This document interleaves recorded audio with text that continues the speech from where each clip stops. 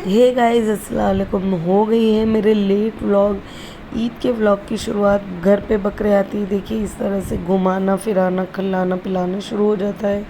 और अरफे के दिन से हो गई है मेहंदी की शुरुआत। जो हमारा कोई भी त्यौहार होता है उसके एक दिन पहले को बोलते हैं अरफा। तो अरफे में यूजुअली मेहंदी का ही काम रहता है। हम लोगों ने खाना बना के खा पी के फ्री हो गए और फिर मेहंदी लगाना शुरू हो गए। मम्मी की और मेरी सिस्टर की जल्दी लगा दी थी। उसके बाद सारा ने और मैंने मेहंदी लगाई। एक दूसरे के लगाते रहे हम लोग और एंजॉय भी करते रहे उस मोमेंट को। खुद से मेहंदी लगाने की बात ही अलग होता है, एक अलग इन्जॉयमेंट भी होता है, थकान भी होती है। और देखिए कबीर खेलते खेलते इतना थक गया कि नानू से अपनी खिदमत लेना ऑलवेज़ इसको याद रहता है। ये नानू से कुछ ना कुछ करवाता ही रहता है। ये हो गया ईद के दिन की शुरुआत। हम लोग 5 बजे ही सुबह उठ गए थे। सुबह उठते ही हम लोगों ने क्लीनिंग वगैरह करके और सबसे पहले जो नहलाना धुलाना होता है, खुद के साथ बकरे को भी नहलाना होता है, तो हमने नहलाना शुरू कर दिया।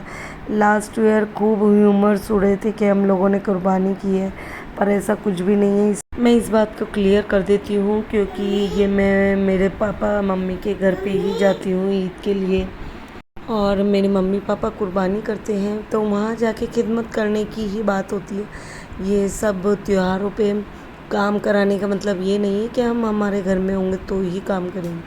अल्लाह सभी को खिदमत दे और उसका अज़र भी अल्लाह ही देता है, इसलिए ये सिर्फ खिदमत के नज़रिए से ही हम लोग काम करते हैं। इंशाअल्लाह जब भी कुर्बानी हम लोग करेंगे तो मैं ये सोचती हूँ कि मैं मेरे घर पे ही करूँगी और सभी को इंशाअल्लाह मेरी फैमिली वालों को सभी को बुलाऊँगी, तभी ही कुर्बानी होगी।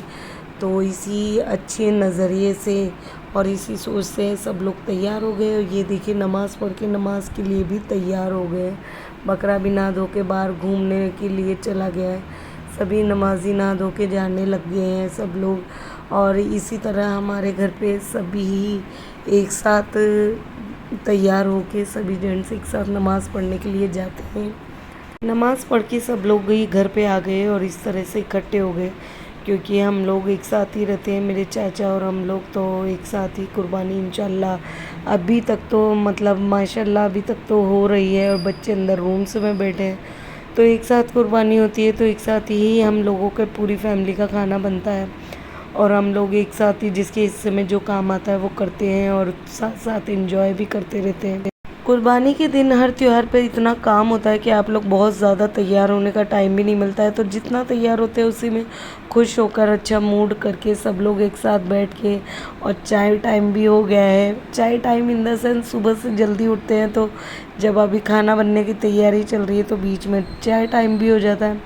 सब लोग क्लीनिंग वगैरह सब कंप्लीट करके हम लोग खाना में बन लग गए हैं। जो लोग खाने के लिए खाना बनाने में लगे हैं वो लोग खाने में लगे हुए हैं। हम लोग अपना काम कंप्लीट करके देखिए लेडीज़ बैठती है तो क्या बातें मिलाती हैं और इस तरह से बातें करके और फाइनली हम लोग पूरे काम से कंप्लीट हो के अब लोग खाना खाने बैठ गए।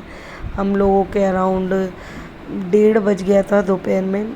ये टाइम आते आते सब लोग खाना खाने बैठ गए थे और हम लोगों ने मीठे में बनाई थी नुक्ती।